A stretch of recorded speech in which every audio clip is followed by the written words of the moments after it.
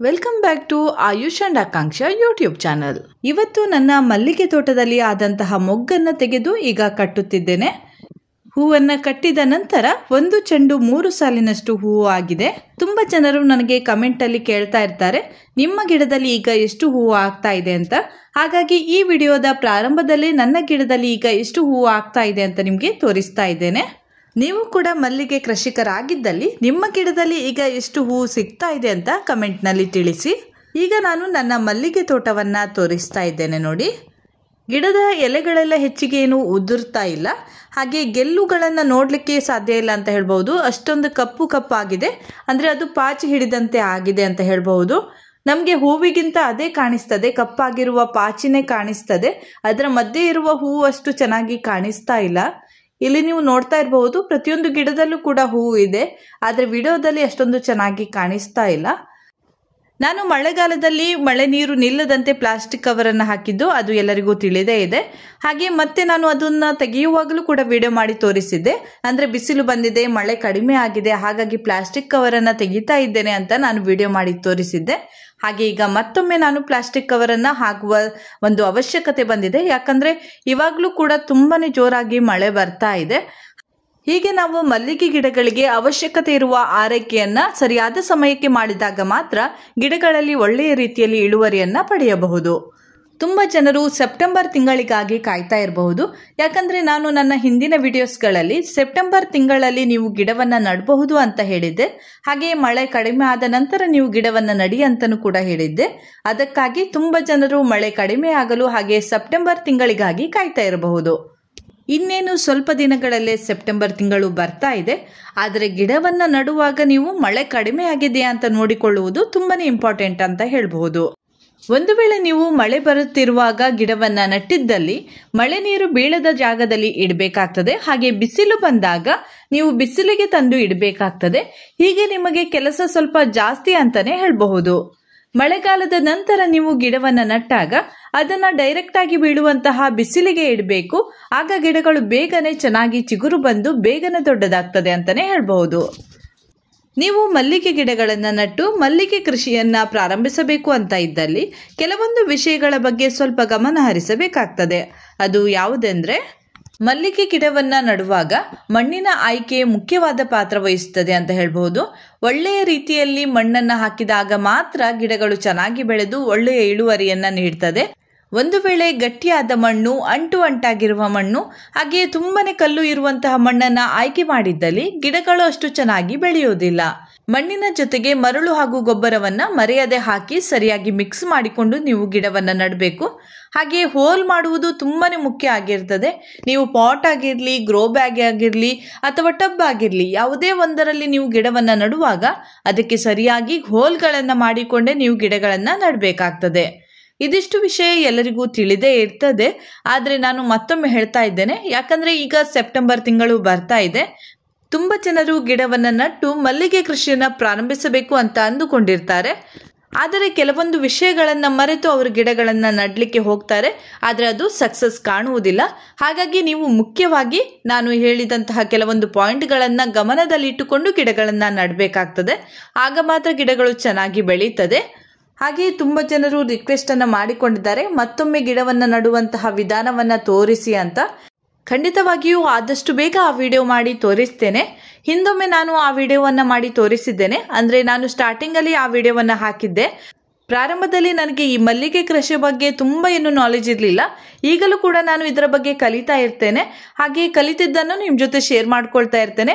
ಹಾಗೆ ಈಗ ಸ್ವಲ್ಪ ಹೆಚ್ಚಿಗೆ ನಾಲೆಜ್ ಬಂದಿದೆ ಅಂತ ಹೇಳ್ಬಹುದು. ಹಾಗಾಗಿ ನಾನು ಮತ್ತೊಮ್ಮೆ ವಿಡಿಯೋವನ್ನ ಮಾಡಿದಾಗ ಅದರಲ್ಲಿ ಹೆಚ್ಚಿನ ಮಾಹಿತಿಯನ್ನು ನಿಮ್ಮ ಜೊತೆ ಶೇರ್ ಮಾಡ್ಕೊಳ್ಬಹುದು. ಹಾಗಾಗಿ ಇನ್ನೊಮ್ಮೆ ಅದರ ಬಗ್ಗೆ ವಿಡಿಯೋವನ್ನ ಮಾಡಿ ನಿಮ್ಮ ಜೊತೆ ಶೇರ್ ಮಾಡ್ಕೊಳ್ತೇನೆ. ಆಗ ನಿಮಗೆ ಕ್ಲಿಯರ್ ಆಗಿ ಗೊತ್ತಾಗ್ತದೆ ಯಾವ ರೀತಿಯಲ್ಲಿ ಗಿಡವನ್ನ ನೆಡಬೇಕು ಅಂತ. ಹಾಗೆಯೇ ನಾನು ಶಾರ್ಟ್ಸ್ಗಳಲ್ಲಿ ನನ್ನ ವಿಡಿಯೋಸ್ಗಳನ್ನು ಹಾಕ್ತಾ ಇರ್ತೇನೆ. ಅದರಲ್ಲಿ ಕೆಲವರು ಕಮೆಂಟಲ್ಲಿ ಕೇಳ್ತಾ ಇದ್ದಾರೆ, ಹೆಚ್ಚಿಗೆ ಹೂ ಬರಲು ಏನು ಮಾಡಬೇಕು ಅಂತ ಕೇಳ್ತಾ ಇರ್ತಾರೆ. ನಾನು ನನ್ನ ಗಿಡಗಳಿಗೆ ಯಾವ ರೀತಿಯಲ್ಲಿ ಆರೈಕೆ ಮಾಡ್ತೇನೆ, ಹಾಗೆ ನಾನು ಯಾವೆಲ್ಲ ಫರ್ಟಿಲೈಸರನ್ನು ಹಾಕ್ತೇನೆ, ಸ್ಪ್ರೇಯನ್ನು ಹಾಕ್ತೇನೆ, ಪ್ರತಿಯೊಂದನ್ನು ಕೂಡ ನಾನು ನನ್ನ ವಿಡಿಯೋಸ್ಗಳಲ್ಲಿ ನಿಮ್ಮ ಜೊತೆ ಶೇರ್ ಮಾಡ್ಕೊಳ್ತಾ ಇರ್ತೇನೆ. ನೀವು ನನ್ನ ಎಲ್ಲ ವಿಡಿಯೋಸ್ಗಳನ್ನು ನೋಡಿದರೆ ಈ ಪ್ರಶ್ನೆ ನಿಮಗೆ ಬರುವುದಿಲ್ಲ. ಯಾಕಂದರೆ ನಾನು ನನ್ನ ಗಿಡಕ್ಕೆ ಯಾವೆಲ್ಲ ಫರ್ಟಿಲೈಸರನ್ನು ಹಾಕ್ತೇನೆ ಅಂತ ನಾನು ತೋರಿಸ್ತಾ ಇರ್ತೇನೆ. ಅದನ್ನೇ ನೀವು ಹಾಕಬಹುದು ಅಥವಾ ಅದೇ ರೀತಿಯ ಬೇರೆ ಫರ್ಟಿಲೈಸರನ್ನು ಕೂಡ ಹಾಕಬಹುದು.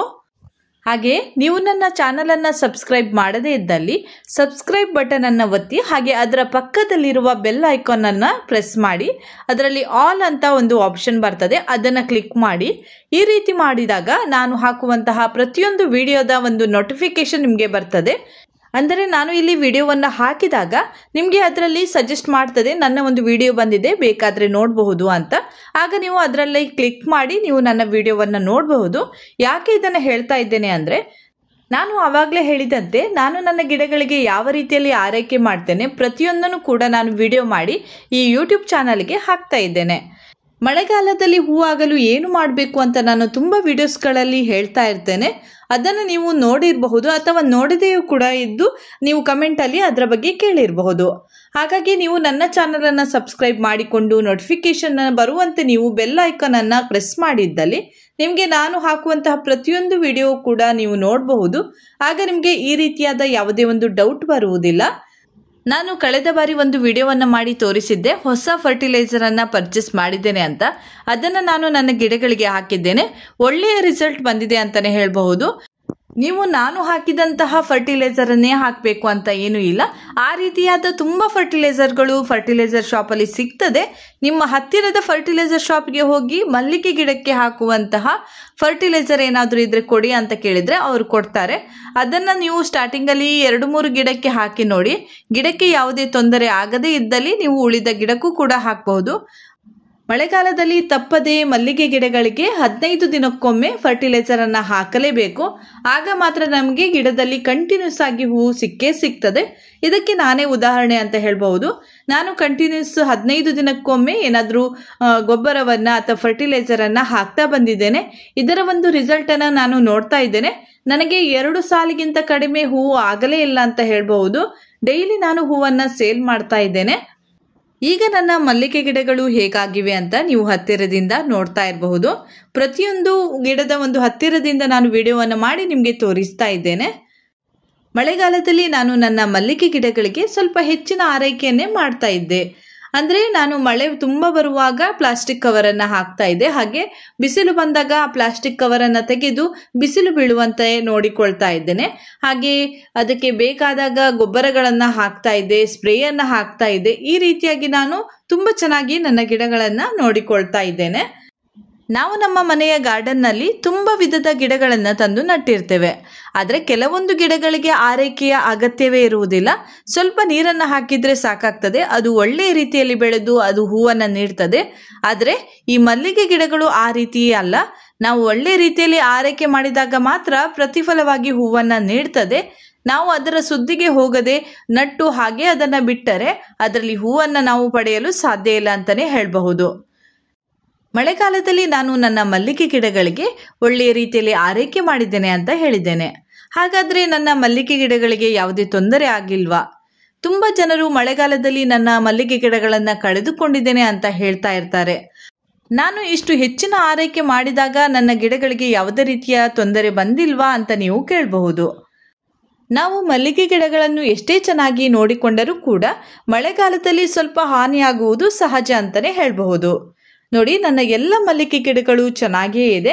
ಆದರೆ ಇಲ್ಲಿ ನೀವು ನೋಡ್ತಾ ಇರಬಹುದು, ಈ 2 ಗಿಡಗಳಿಗೆ ಸ್ವಲ್ಪ ಪ್ರಾಬ್ಲಮ್ ಆಗಿ ಗಿಡಗಳು ಹಾಳಾಗಿದೆ ಅಂತಲೇ ಹೇಳಬಹುದು. ಇಲ್ಲಿ ಒಂದಿದೆ, ಹಾಗೆ ಅಲ್ಲಿ ಒಂದಿದೆ. ಇದು ಸ್ವಲ್ಪ ಚಿಗುರು ಬಂದಿತ್ತು, ಮತ್ತೆ ಪುನಃ ಈಗ ಜೋರಾಗಿ ಮಳೆ ಬಂದಿರುವುದರಿಂದ ಈ ಗಿಡನೂ ಕೂಡ ಹಾಳಾಗಿದೆ ಅಥವಾ ಸತ್ತಿದೆ ಅಂತಲೇ ಹೇಳಬಹುದು. ಕೆಲವೊಮ್ಮೆ ನಾವು ನಮ್ಮ ಗಿಡಗಳನ್ನು ಎಷ್ಟೇ ಚೆನ್ನಾಗಿ ನೋಡಿಕೊಂಡರೂ ಕೂಡ ಕೆಲವೊಂದು ಸಣ್ಣ ಸಣ್ಣ ಮಿಸ್ಟೇಕ್ನಿಂದ ನಮ್ಮ ಗಿಡಗಳನ್ನು ನಾವು ಕಳೆದುಕೊಳ್ಬೇಕಾಗ್ತದೆ. ಅದೇ ರೀತಿಯಾಗಿ ನನ್ನ 2 ಗಿಡಗಳು ಈ ಬಾರಿ ಹಾಳಾಗಿದೆ ಅಂತ ಹೇಳಬಹುದು.